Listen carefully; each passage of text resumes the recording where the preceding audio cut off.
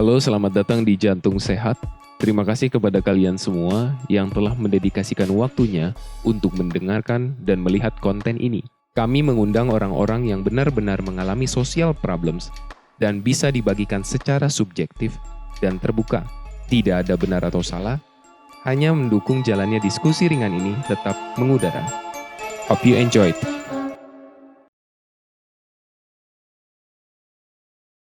Oke, balik lagi di Jantung Sehat. Hari ini gue sama temen gue yang punya, istilahnya punya perusahaan keluarga ya, di bidang travel dan biro travel dan umroh ya Bil ya. Namanya Nabil Oktora, ya biasa dipanggil Nabil. Kan gue awalin aja ya, sekarang kan travel umroh ini pastinya udah sedikit lebih goyang ya karena pandemi. Nah, boleh sharing sedikit nggak Bil? Bisa goyang itu.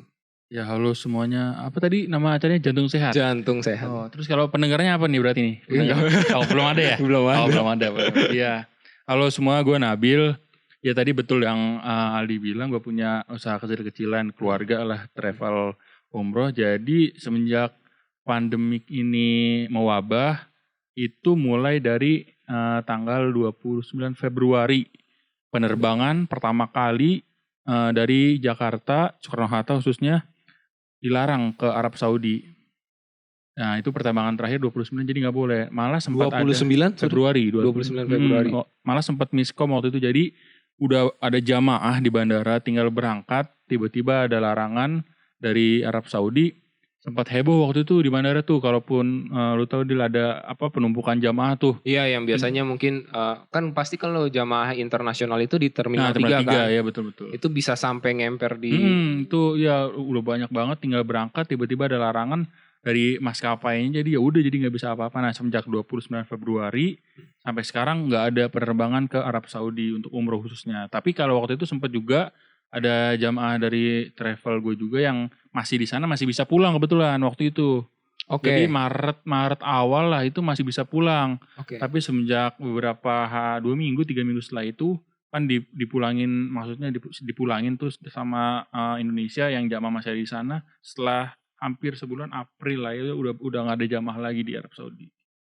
Oke, berarti apakah ada ini follow up dari Kemenaknya mungkin Kementerian Agamanya mungkin kan Kementerian Agama update terakhir banget entah tadi pagi ya gue baca berita untuk kan mau haji nih di lab. Iya, Setelah benar, ini udah masuk musim haji.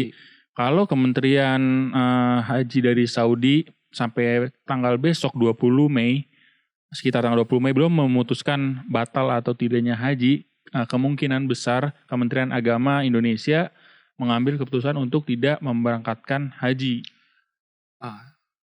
Berarti kan menurut gua ada yang dirugikan selain keberangkatannya, bisa juga dengan visanya kan. Visanya berarti Pasti. kan angus. Iya, berarti kalau yang umroh nih kayak kemarin gue harusnya ada 2-3 keberangkatan semenjak di ban ya nggak boleh terbang itu, uang dari mulai visa, hotel, tiket pesawat itu nggak bisa refund. Serius. Iya, jadi nggak bisa refund. Pilihan opsinya waktu itu di reschedule atau apa? Ada 2 opsi waktu itu nawarin dari salah satu maskapai Timur Tengah nawarin ke pihak travel yaitu di reschedule. Tapi kan kita reschedule juga belum tahu sampai kapan masalahnya. Ya kan, ya jadi cuma ya reschedule atau entah mungkin sekarang udah mulai boleh ada yang di refund tapi prosesnya kan kalau refund biasanya sangat panjang ya dan susah sekali biasanya. Balik lagi ke yang tadi refund kan. Misalnya kalau nggak bisa di refund, berarti itu merugikan Angus berarti. Angus Travel ya. Betul. Dan Angus. jamaahnya pun harus legowo. Nah itu dia. Nah ini kita kemarin beberapa asosiasi maksudnya kalau yang masih bisa dikomunikasikan dengan baik ya kita kasih pengertian ke jamaah. Tapi yang memang kalau misalkan yang sudah yang mau berangkat masih bisa kita kasih tahu. Tapi kan yang misalkan yang harusnya terbang tuh tanggal 29 Februari tinggal terbang doang. Tapi nggak bisa ya itu mau nggak mau kerugian paling banyak selain maskapai ya di travel sendiri yang menanggung semua kerugian itu. Range kerugiannya Bil? Wah range kerugian sih kalau misalkan nih misalkan aja kalau misalkan gue setiap sekali pemberangkatan dengan satu bis sekitar kalau full 40 jamaah Iya. itu bisa dengan biaya total hampir 2 sampai 3 M lah buat biaya keberangkatan. Sekali pemberangkatan. Kali ke Total biaya semua dari hotel, visa, pesawat, apa misalkan hotel bintang 5 tapi 2 sampai 3 M. Lebih mungkin. Itu belum termasuk hotel kan? Udah. Udah termasuk hotel. Ya, hotel, gitu. Penginapan, terus tiket, visa. Itu hampir 3. Biaya guide mungkin dari sana juga ya? Udah termasuk semua. Berarti itu dibayar di depan semua ya? Ya iya. Jadi kita di kesana itu maksudnya udah lunas, udah tinggal nyerahin kayak bukti pembayaran atau apa. Jadi kalau travel itu segala bentuk pelunasannya itu ya dilakukan di Indonesia. Kan ada beberapa perusahaan hotel yang di Arab Saudi juga punya perwakilan di Indonesia. Nah itu mereka harus lunas ya. Jadi kita jamaah sana tinggal masuk hotel doang. Itu sistemnya biasanya. Ini juga ya berdampak. Oh iya sangat. Parah sekali ya. Selain travel ya mungkin ya dari maskapai atau hotel dari yang paling terkena dampak dari corona ini, COVID-19. Oke. Gue agak bingung juga sih untuk menyingkapi seluk-beluk travel. Tapi apakah dari Kemenaksnya sendiri itu enggak ada bantuan, misalnya dari negara ini nih enggak ada bantuan support terkait biaya yang misalnya yang ternyata hangus itu nggak bisa dibantu oleh APBN negara mungkin. Sampai saat ini sih dari teman-teman travel juga belum ada bantuan segala macam itu. Mungkin bantuannya yaitu cuma misalkan kita ngasih pengertian ke jamaah melalui sebuah surat yang diketahui oleh Kementerian Agama. Mungkin hanya baru sampai bantuannya di saat itu. Misalkan kayak nanti buat mungkin kalau ini udah selesai udah berakhir, yang visanya udah hangus, yang tiketnya hangus mungkin ada harus bukan penambahan, harus ada bayar biaya yang dikenakan lagi karena dampak ini cuma nggak full 100% tanggung jamaah. Nah itu mungkin nanti diberikan pengertian oleh Kementerian Agama melalui surat biasanya. Baru sebatas itu, kurang lebih sebatas itu. Tapi untuk kabar baik selanjutnya belum ada ya sama sekali. Cuman kan gue baru kemarin tuh ada beritanya bahwa di pemerintahan Arab Saudi pun udah membuka secara perlahan kan ya lockdownnya ya. Walaupun mungkin untuk untuk masyarakat sana saja kali ya, atau misalnya orang-orang kerajaan saja yang bisa masuk untuk ke Mekah. Ya jadi ya untuk yang pelonggaran lockdown itu yang gue tahu sih di sana untuk sebatas kayak misalkan hanya DKM-nya sana saja. Misalkan beberapa ngurus masjid yang mulai misalkan kemarin beberapa kali pernah sholat tarawih kan. Udah mulai ya? Iya ada petugas kebersihan dan mungkin tidak lebih dari 20 orang di sana. Yang udah mulai maksudnya pelonggaran. Dan juga terakhir kabar yang gue dapat dari sana dia di Mekah khususnya di Masjidil Haram itu pintu masuk gate-nya sudah ada protokol yang harus dilewati kalau kita mau masuk Masjid Haram. Misalkan kayak ada scan pintu yang bisa di saat waktu yang bersamaan bisa men-scan puluhan bahkan ratusan orang secara bersamaan. Jadi nggak perlu pakai itu lagi ya? Nggak, jadi ada kayak gate, gerbang, lewat udah langsung kedetek nih misalkan dia suhu tubuhnya berapa, gimana, udah langsung kedetek bisa puluhan mungkin sampai ratusan orang secara bersamaan bisa diketahui, jadi langsung ketahuan misalnya nggak boleh masuk atau apa. Nah mungkin juga nanti nih menurut gue dia kalau udah berakhir nih ataupun nanti haji misalkan diberangkatkan, nanti mungkin ada beberapa persyaratan yang lebih ketat khususnya buat jamaah haji atau umroh. Misalkan ya yang usianya udah lanjut usia mungkin agak sedikit ya maksudnya tidak bisa berangkat. Lalu yang harus ada semacam surat kesehatan bebas COVID. Mungkin menurut gue nanti setelah ini ketika berakhir akan ada persyaratan yang khususnya mengenai kesehatan akan lebih diperketat dari Arab Saudi. Khususnya dari umur ya? Iya, karena mungkin dari kan umur. COVID-nya sekarang ini kan menyerangnya di atas umur 60 ya. 60 tahun ke atas dengan komplikasi penyakit yang betul, yang sudah ada. Kronis misalnya kayak jantung, bawaan lah ya. Iya, jadi nanti pun kalau udah berakhir nih, kita sebagai penyelenggara umroh juga nanti mungkin akan mendapat kayak arahan baru dari Kementerian Agama untuk misalkan melengkapi berkas-berkas kesehatan seperti bebas COVID lah, atau misalkan punya penyakit apa. Jadi ya mungkin nanti akan lebih ketat lagi umroh ke depannya setelah kejadian ini.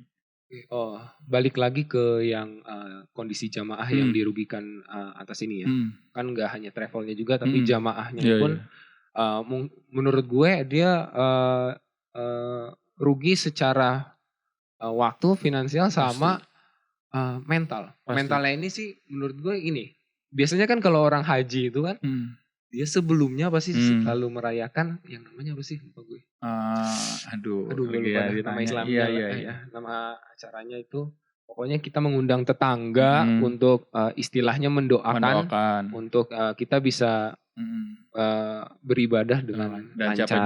siapa tahu juga tetangga kita bisa pergi haji juga dengan Insya Allah doa. kan itu doanya kan selalu ada di situ. Hmm. Nah, biasanya kan orang-orang tua yang Orang Indonesia terlalu yang menjemput euforia umrohnya dia itu terlalu wali matu safar ya. oh iya, Iya, oke. wali matu safar. Terlalu apa ya, terlalu antusias yang akhirnya dia ternyata dikecewakan, Hmm. dan dia pasti kan memikirkan omongan-omongan tetangga. Nah, Iya, itu iya. kan pasti kan mental kena. Nah, dari biro travelnya sendiri itu upayanya apa ya untuk membangun? Nah, ya kalau khususnya di travel gue udah bilang dari awal sama jamaah, maksudnya ya boleh mengadakan walimatul syafar atau acara syukuran semacam itu, cuma maksudnya sebatas keluarga saja. Jadi misalkan kalau ada sesuatu yang tidak diinginkan, tidak terlalu mengganggu, itu benar. Terutama di daerah-daerah di luar Jakarta ya, seperti misalkan di Jawa, di Jogja, di Oke. Solo, di daerah seperti itu, pasti mereka mengundang para tetangga untuk mendoakan mereka, sekaligus didoakan secara bersama-sama. Yang belum mendapat kesempatan untuk ke Masjid Nabawi dan Masjid Haram akan segera berangkat.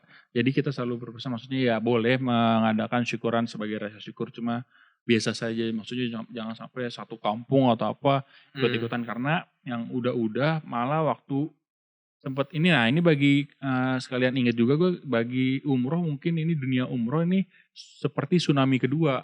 Karena tsunami pertamanya itu waktu ada dulu kasus beberapa travel seperti ya First Travel atau Abu Oke, Tour ya, yang seperti gue itu. juga kena. Oh, kena juga ya. Iya.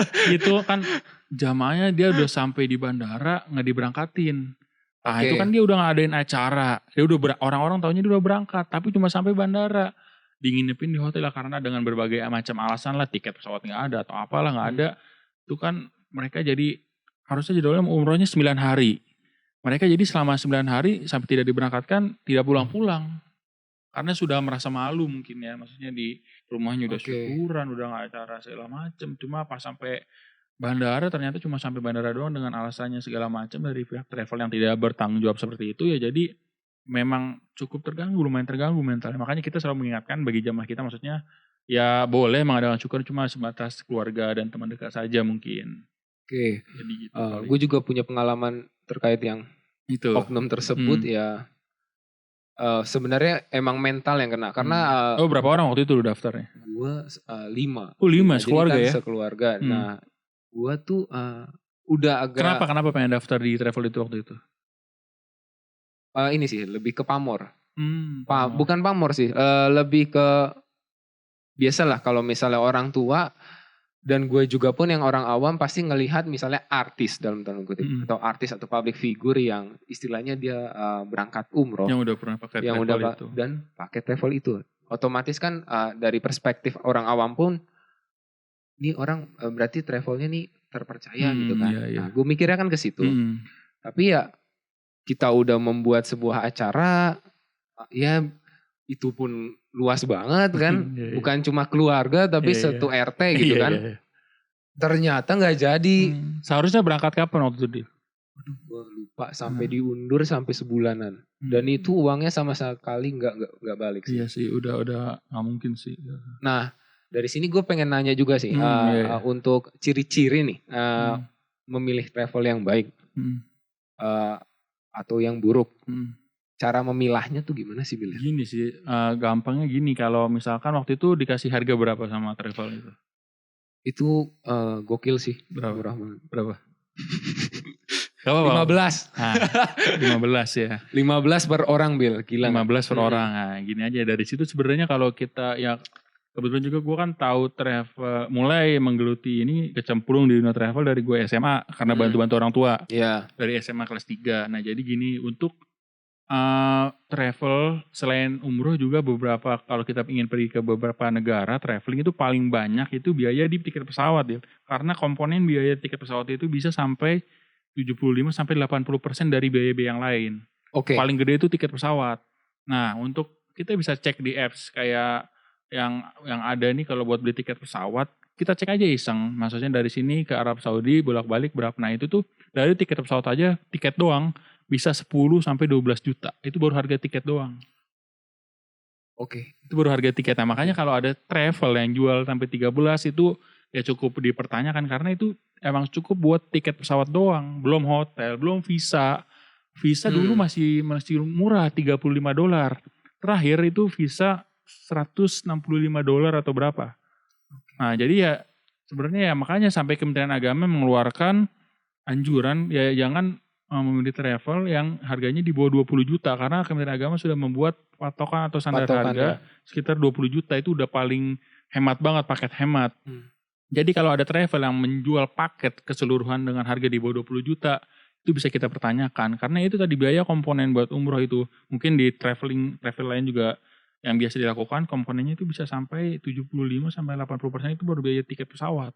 Itu paling besar soalnya dibandingkan hotel dan visa gitu aja yang paling gampangnya. Paling gampangnya itu aja. Kita lihat ini berapa terus ya kita buka apps yang biasa kita beli tiket pesawat buka berapa nih cuma ya dari Arab kalau dari lewat apps misalkan 9 juta atau 10 juta itu baru tiket doang belum yang lain. Apps dari yang Kemenak itu ya? Ya kayak ada, enggak, apps maksudnya kayak Traveloka atau Tiket.com gitu-gitu, pergi-pergi. Oke. Di situ kita bisa, ya paling gampang sih ngetesnya ya itu dari harga sih. Kalau harganya di bawah 20 sih itu kurang masuk akal ya. Dan kalau travel yang misalkan udah memundurkan jadwal perjalanan keberangkatan dengan alasan yang tidak kita bisa terima atau tidak masuk akal, dan itu terjadi lagi lebih dari sekali ya itu mungkin kurang amanah travelnya. Karena kita malah ini ya suka ada penambahan lagi. Ya penambahan untuk alasannya biar dimajuin mau nambah nggak? Betul. Nah, biasanya waktu kayak itu gue gitu. sekeluarga kan per orang itu 15. Pak ini mau dimasukin daftar untuk duluan nggak? Kalau misalnya bapak nggak bisa sabar. Ingat banget gue perkataannya. Bu, ini langsung apa telepon? Langsung. Oh langsung kantor. Langsung per orang 2 juta pak. Gue mikir berarti kan 17. Terus dilalahnya gue nggak tahu ya apa itu kantornya berbentuk kerajaan jadi kayak ada magnet tersendiri. Deket dari rumahnya kantornya. Iya. Nah itu percaya aja gitu. Mungkin karena kurangnya referensi atau kurang referensi segala macam ya. Iya, sebenarnya yang tadi ya sempat gue bilang tadi gue singgung. Jadi segala keperluan jamaah itu harusnya udah diselesaikan di Indonesia. Kayak hotel, kayak visa itu sebelum berangkat itu udah clear. Jadi pastikan semua sudah selesai. Jadi nggak mungkin ada penambahan atau apa itu kalau di luar kuasa travel. Maksudnya kayak pesawat nih tiba-tiba pesawatnya kenapa-napa kan itu maksudnya masalah teknis ya bukan dari travel ya. Maksudnya dari maskapai kalau pesawat atau apalah gimana. Tapi kalau misalnya ada penambahan atau apa dengan alasan yang tadi cuma bisa dimajuin. Itu kayaknya kurang masuk akal sih menurut gue. Maksudnya jadi ya travel itu yang amanah biasanya dia sudah menyiapkan segala kemungkinan yang terburuk udah dimasukin ke biaya. Jadi gue sih nggak pernah narikin uang seperti itu dengan alasan seperti itu. Pernah waktu itu yang waktu visa naik itu. Visa naik dari $35 ke 165 itu dari Kementerian Saudi. Nah itu mau nggak mau jamaah kan harus nambah. Nah, dengan lampiran surat dari Kementerian Agama, dengan dari Kementerian Agama secara Saudi. Resmi ya. Jadi secara resmi naiknya bukan tiba-tiba travelnya naikin karena pengen izin bukan karena itu di luar kendali dari travelnya. Iya sih nggak ada kayak surat pernyataan atau surat-surat yang resmi. Istilahnya surat pernyataan resmi dari institusi atau biro jasa yang kita pakai. Cuma jadi dengan hanya mulut verbal. Vokal doang udah jadi ya udah tertipu saja. Iya jadi biasanya kita harus memastikan kayak ya misalkan biayanya paketnya berapa ya kalau ada penambahan cukup dipertanyakan juga kalau alasannya tidak bisa kita terima. Itu sih biasanya. Tapi kayak di tengah pandemi gini gara-gara keterlambatan ini bisa ada peluang biro jasa atau biro travel ini bisa melakukan sesuatu yang tidak dilakukannya. Kalau misalkan untuk yang itu sih kayaknya sekarang udah mulai menurun ya. Malah secara nggak langsung pandemi ini membuat travel seperti seleksi alam. Maksudnya yang Oke. bertahan, yang bener-bener usaha travel. Maksudnya nggak kan kalau yang tempat lu dulu daftar itu dia kalau lu tahu Iya, iya. basicnya dia sebelumnya tahu apa basicnya dia. Jualan pulsa, jualan es Gue cendol sih nggak gitu. tahu ya. Iya, udah basicnya. gedek aja jadi nggak mau. Iya, ternyata kan basicnya anak muda yang baru tahu mungkin kaget dengan punya uang banyak. Terus jadi ya itu kan dia kan sistemnya kan ya apa ya muterin uangnya itu luar biasa. Jadi dia yang murah Iya ya, tadi per orang aja ya 24, dikali kan jamaah 25 dia juta ya. lumayan juga kan dikali 100-200 ribu orang kan. Jadi dia berangkatin duluan. Nah diketahui oleh Kemenak di stop itu program umroh hematnya itu makanya dia kelimpungan makanya sampai karena itu efek domino jadi yang udah bayar yang terakhir ya nggak mungkin berangkat. Nah itu jadi uang lu itu dipakai buat ngeberangkatin yang udah daftar duluan dari Berarti lu. ibaratnya kalau di kuliahan tuh kuliahan negeri kayak subsidi silang ya. Nah iya betul banget jadi uang lu itu buat ngeberangkatin yang udah daftar lebih dulu daripada lu bukan buat ngeberangkatin lu. Lu dari mana nanti berangkatnya nanti kalau ada orang daftar lagi. Prinsipnya malah jadi kayak MLM ya. Iya kurang lebih gitu. Iya, jadi Ada lupa teorinya apa bukan selain ML ada juga. Jadi lu gimana berangkatnya dengan cara tunggu orang daftar dulu. Nah, iya. sementara waktu itu Kementerian Agama udah mengetahui proses itu. Makanya di stop nih yang mau daftar. Nah, jadi lu kan nggak ada yang buat ngeberangkatin lu. Uangnya dari mana? Di stop pendaftarannya. Makanya dia kalutnya di situ dia nggak ada uang yang buat ngedaftarin kayak orang-orang yang udah bayar setelah lu itu. Jadi gitu dia kalutnya di situ programnya di stop sama Kementerian Agama karena ya udah nggak wajar banget sih harganya udah lumayan murah parah itu. Oke, kalau selain yang lu bilang dari segi yang apa membedakan yang travel yang kurang baik lah ya. Itu bisa dilihat dari daftar Kemenak nggak sih? Misalnya Bisa, kan kalau ada. bisa Jadi lu update terus atau enggak misalnya? update. Jadi lu nanti nggak tahu ya selain di Play Store di App Store udah ada apa namanya Umroh Cerdas. Nah, jadi bisa di search aja jadi ya? dari aplikasi Umroh Cerdas lu buka, lu cari nama PT-nya, nah di situ jelas siapa direktur utamanya, alamatnya apa, emailnya apa. Jadi kalau nggak ada travel, kita misalnya mau daftar di travel, kita cari dulu nih di aplikasi Umrah Cerdas. Nah, kalau di Umrah Cerdas nggak ada, berarti bisa dipastikan travel itu belum memiliki izin resmi dari Kementerian Agama. Bodong lah. Iya, bodong lah istilahnya. Jadi ya sesimpel itu sekarang bisa ngecek lewat gadget kalau kita mau daftar travel umroh. Berarti dari pemerintahnya sendiri sudah meminimalisir hal-hal tersebut ya. Sudah. Semenjak setelah kasus yang sempat booming itu ya. Makanya saya juga sempat menulis skripsi mengenai umroh tersebut dari situ Pak. Dari Emang itu. Iya, umroh judul skripsi gue strategi humas Kementerian Agama dalam mensosialisasikan aplikasi umroh cerdas. Itu judul skripsi gue. Oke. Gitu. Jadi ya gue juga tertarik karena ada kasus itu pertama, terus kedua ya karena emang gue sudah cukup kecemplung di dunia itu dari tahun sekitar 2013. Jadi ya gue merasa ya oke nih boleh jadi ini dulu alhamdulillah lancar-lancar aja sampai selesai skripsi. Itu. Mantep deh. Bingung lagi nih mau ngomong apa? Dari segi dari masalah yang pandemi udah. Untuk mengetahui ciri-ciri umroh juga udah yang baik atau yang buruk.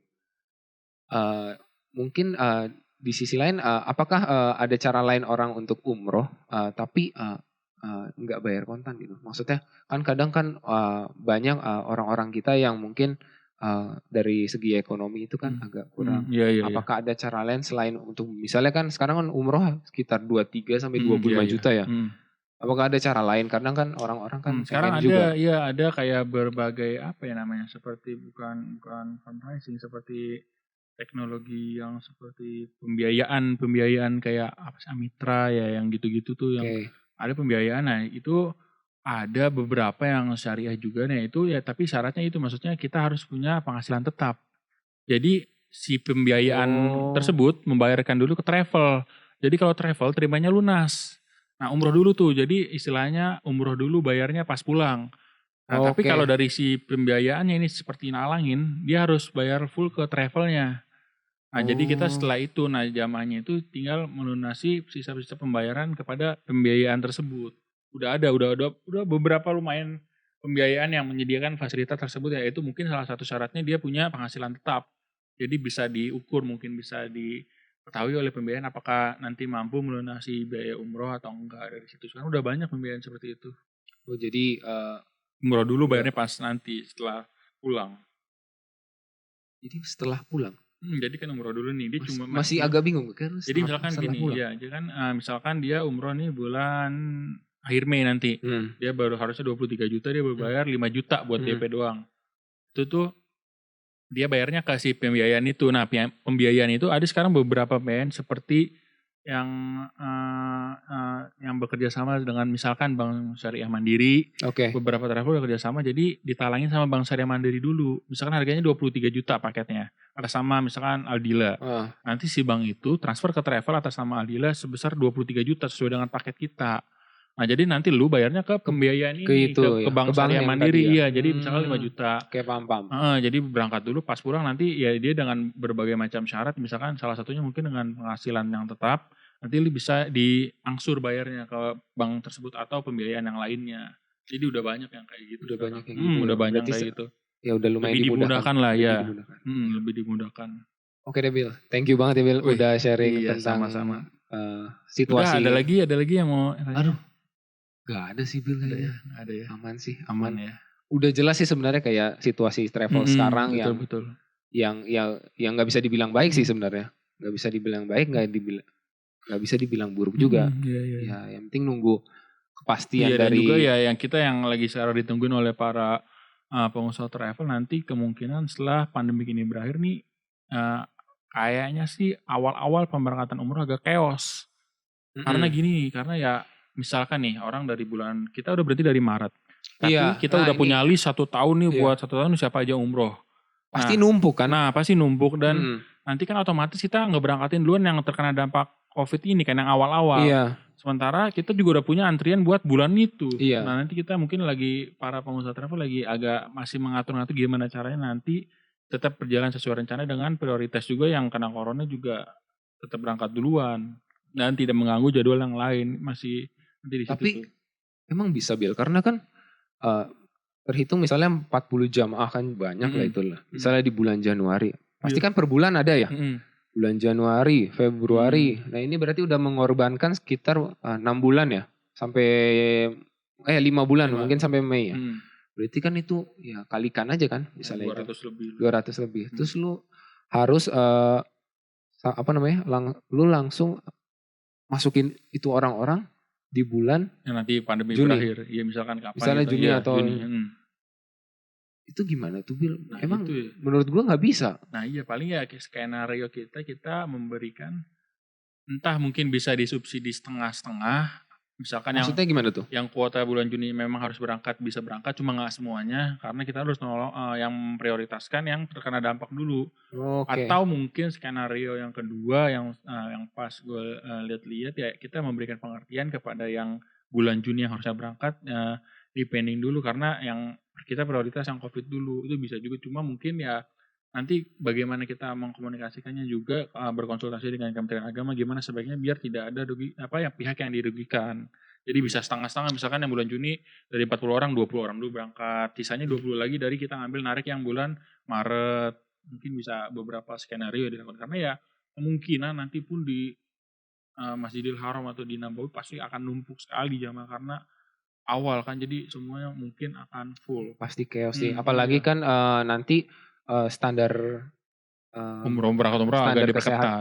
Dari kesehatan itu, dari misalnya masuk, dari memasukkan cap visa segala macam itu pasti udah lebih chaos banget. Iya, jadi jangan juga sekarang kan ada beberapa maskapai juga terkena dampak yang luar biasa kan.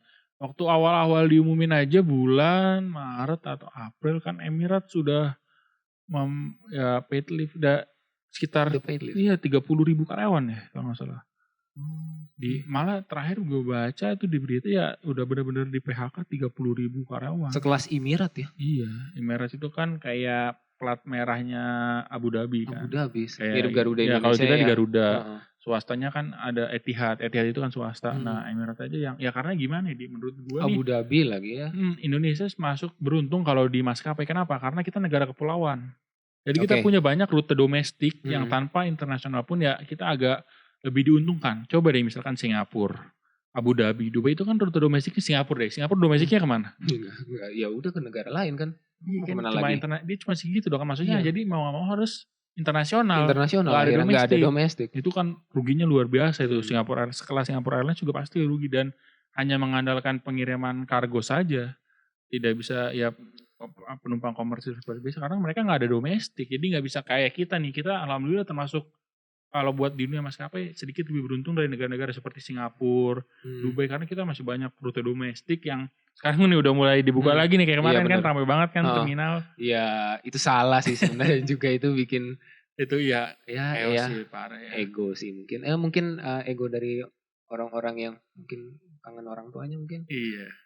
Ya, nggak bisa dimenyalahkan sih sebenarnya, cuman ya harusnya caranya masih bisa caranya yang lain lah, bertahap nggak harus gimana. Seperti kayak mau ngantri Solaria lah, karena kan ada foto tuh Solaria. Iya banyak yang ngantri sampai keluar ya itu mungkin ya kita alhamdulillah di dunia maskapai Indonesia agak sedikit lebih beruntung karena mempunyai rute domestik yang lumayan banyak. Karena kita kan negara kepulauan jadi tanpa penerbangan internasional pun kita masih bisa hidup buat dunia maskapai walaupun rugi juga sebenarnya. Tapi ya lebih rugi yang tidak punya rute domestik kayak Singapura. Sangat berdampak bagi ekonominya mereka sendiri ya. Oke. Thank you ya Bill. Sama-sama dia.